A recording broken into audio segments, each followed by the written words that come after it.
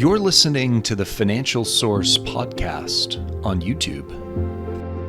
Hi, everyone, and welcome to the Financial Source podcast. Global markets today are really caught in this unique tug-of-war. They absolutely are. You're balancing these undeniable signs of slower U.S. domestic growth on one side. Right, but then pulling in the complete opposite direction is this, relentless wave of global supply constraints and, of course, these persistent geopolitical risks that just refuse to fade. And that tension is really the central focus for us today. I mean, we've seen these defensive shifts, right, driven by that surprising U.S. jobless data. But the market can't seem to fully sell off. Exactly. And that tells you just how sticky those inflation fears remain, especially when you look at key energy commodities. So by the end of this discussion, you'll have a clear view of the key flashpoints, from Tokyo's intervention signals on the yen to Europe's intensifying trade maneuvering that are shaping today's risk narrative. Let's unpack it. All right. Okay, so let's start where I think the immediate confusion lies. The U.S. macro data, markets were already feeling a bit fragile. A bit, yes. But then the dollar index got choppy and risk assets saw a brief wobble after that unexpected rise in U.S. weekly jobless claims. What's the true significance there? This is really where the synthesis begins. So the raw numbers are critical here. U.S. weekly jobless claims for the week ending October 18th. They came in at 232,000. Which is higher than consensus expected. Higher, yes. And maybe more importantly, continuing claims rose significantly.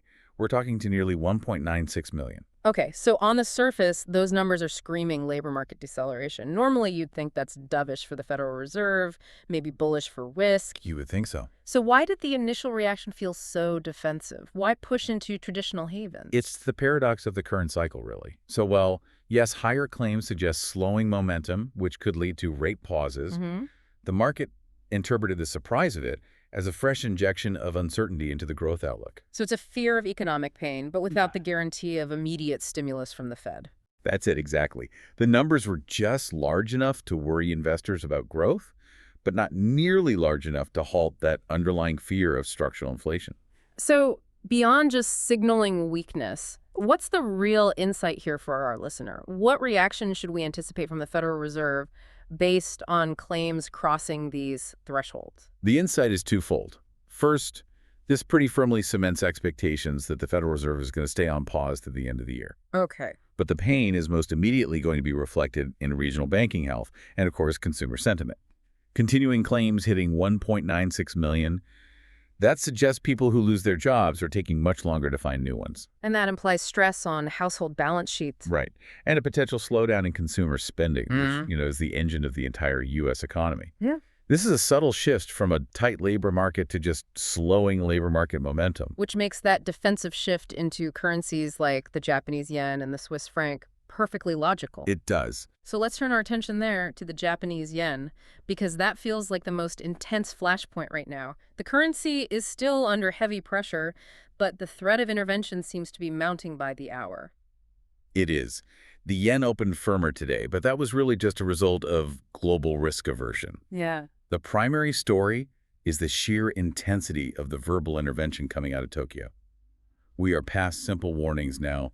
This is high alarm. I did notice that. Finance Minister Katayama warned specifically that they are alarmed by recent one-sided moves, and Bank of Japan Governor Ueda met with the Prime Minister.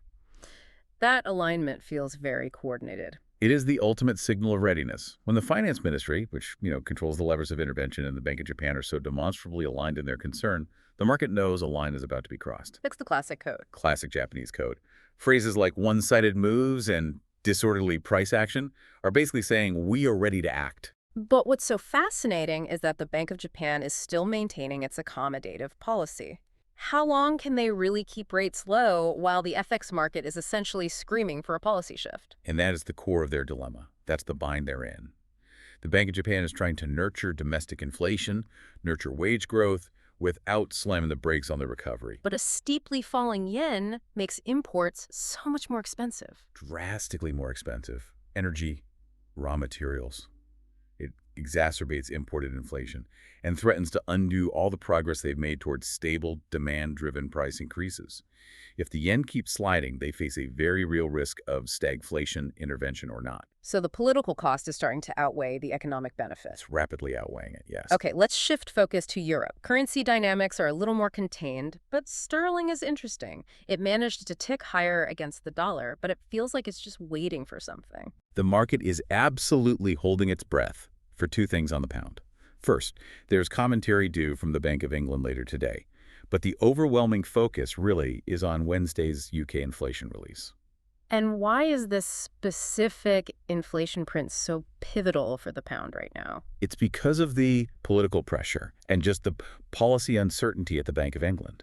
That single data point could determine whether Governor Bailey once again has to be the tie-breaking vote at the December policy meeting. So an upside surprise forces their hand. It forces them to reconsider their holding pattern, absolutely. And if it surprises sharply to the downside, well, that raises the immediate prospect of a pivot. Every single data point in the UK is being viewed through the lens of that December decision. Market isn't trading on conviction. It's trading on pre-positioning. Got it. Okay, let's move into commodities, because this is where that geopolitical risk narrative really takes center stage. It really does. Oil saw a heavy sell-off in the Asia-Pacific session, which is typical for risk-off, but then it rebounded. It's holding its footing. Why the resilience there? That recovery really reflects the geopolitical backdrop, just overriding the macro concerns. Traders initially sold it off on generalized growth worries, but the floor provided by supply risk is proving to be incredibly firm. Tensions in the Middle East are part of that. They are, but the critical, tangible driver is the ongoing pressure on Russian supply. So you're highlighting the effect of the sanctions against firms like Rosneft and Lukoil. Precisely. The U.S. has reaffirmed its commitment to tightening measures against them. That explicitly cuts into Russian oil revenues and forces supply off the conventional market. Right. So when you combine those constraints with the chronic instability in the Middle East, the market just can't afford to price oil lower for long, regardless of what jobless claims are doing in the U.S. So the takeaway is that when physical supply is threatened, that risk premium outweighs the softer economic data. Every time. What's fascinating to me is how gold behaved. It's the quintessential geopolitical hedge, yet it struggled at first, slipping below that $4,000 threshold. What? That initial weakness was likely technical. Either profit-taking after the recent run-up, or maybe some liquidation tied to the equity slide as traders rushed to raise cash. So it wasn't acting like a pure haven asset? Not at first, because the driver of risk was mixed, partly macro weakness, but then buyers quickly emerged around that 3,998 level. Once the market reassessed and realized geopolitical supply risk was the dominant story, gold's haven status reasserted itself pretty quickly. And base metals like copper seem to be in a similar boat, right? Struggling with the equity tone, but with these crucial supply stories underneath. That's a perfect way to put it. Yeah. While copper saw early weakness, there is structural support preventing a steep decline. Specifically, the market is still digesting these major corporate supply decisions. Like the Rio Tinto cuts. Exactly. When a huge producer like Rio Tinto announces sharp output cuts, even if it's at their Yawun alumina refinery, the resulting constraint on supply provides a real floor for prices. Copper's long-term story is governed by scarcity and the energy transition, and that insulates it from short-term anxiety. Let's pivot to the broader geopolitical maneuvering that underpins all this commodity stability. You flagged this as central, and the action is global. It spans defense, trade, everything. Starting in the Middle East, we saw the UN Security Council approve a U.S.-led resolution. The aim is to establish an international stabilization force for Gaza. But the immediate reaction was a rejection. An immediate rejection from Hamas. They termed it a form of international trusteeship. For the listener, what exactly does that term imply? Why is that the reason for the rejection? Well, a trusteeship arrangement historically means handing control, or at least aspects of sovereignty, over to external powers, usually under a UN banner, for an interim period. Okay. So for Hamas, rejecting this is rejecting any external management that could erode their authority. They see it as foreign administration. And that tension immediately lowers the probability of a smooth, short-term resolution, keeping those risk premiums elevated. Meanwhile, President Trump confirmed the U.S. will proceed with F-35 sales to Saudi Arabia. How do major arms deals like that factor into the risk equation?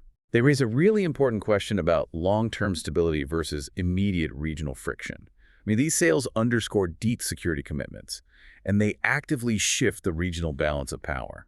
So while they're meant to stabilize alliances, They're often viewed by adversaries as escalatory. It keeps regional tensions simmering. For the market, this just represents continuous friction that demands a non-zero risk premium be priced into oil. and then over in North Asia, we have North Korea warning it plans to escalate nuclear preparations. It's the classic cycle of escalation and response. And at the same time, the U.S. ambassador to Japan reiterated unwavering American defense commitments, specifically mentioning the Senkaku Islands. So Washington is explicitly drawing its red lines. Explicitly. And while the rhetoric is alarming, those stated commitments are meant to reinforce deterrence. So the market waits for physical escalation, not just rhetorical. Okay, let's wrap up by focusing on economic competition and trade, because this isn't just about conflict, it's about major blocs securing their future. Europe is clearly tightening its stance. The European Union is making very concrete moves. You can see they're moving toward restricting aluminum scrap exports, which shows a real focus on keeping key industrial resources inside the bloc. Which feeds directly into that longer-term worry about supply chain vulnerabilities. Absolutely. And you had Germany's finance minister recently sounding a clear warning that Europe must actively diversify away from its reliance on China for rare earth supplies. This isn't just policy chatter anymore. It's action. It is action designed to reduce economic reliance on potentially volatile trade relationships. It's a theme that has dominated boardrooms since the pandemic. This even touches U.S. domestic policy, with President Trump again floating the idea of tariff dividends. That detail is a brilliant insight into the evolving view of trade policy. A tariff dividend is essentially a proposal to use the revenue collected from import tariffs. Which are costs paid by importers, often passed to us. Right, and then redistribute that cash directly to American households. It's an attempt to turn trade policy into a domestic fiscal tool, pitching it as a way to offset the cost of tariffs. So, connecting all of this back to the initial market mood, European indices are in the red, U.S. futures are modestly lower, the whole market seems to be bracing itself. What's the fundamental inflection point here? The mood is fragile because investors are trying to figure out if this recent pullback on Wall Street is just a standard correction, a healthy dip, or if it represents something deeper. A reassessment of valuations. A deep reassessment of valuations that have become really stretched, particularly in the AI-heavy parts of the S&P 500. All eyes are on Wednesday's NVIDIA earnings for that. So we are in a high volatility, low conviction environment, softening U.S. data points to slower growth. But it's countered by supply constraints and geopolitical heat that are keeping commodity prices and risk premiums elevated. That's the balance we talked about right at the start. It is. The immediate worries from the U.S. jobless claims suggest weakness, but it hasn't been enough to completely sink risk assets. The physical constraints in energy and the trade maneuvering are just holding too firm. The market is waiting for that next definitive catalyst. The NVIDIA results, the UK inflation print, or a physical intervention in the yen. One of those will dictate the next move. The lesson here for you is that in this conflicting environment, you have to focus not just on the macro data, but on those targeted regulatory and intervention signals. Watch Tokyo's policy alignment. Watch Europe's precise restrictions on exports. Those are the indicators of where the volatility will spike next. We appreciate you tuning in today and allowing us to guide you through the complex forces currently driving market sentiment. Thanks for being here, and we look forward to catching you in the next one on the Financial Source Podcast.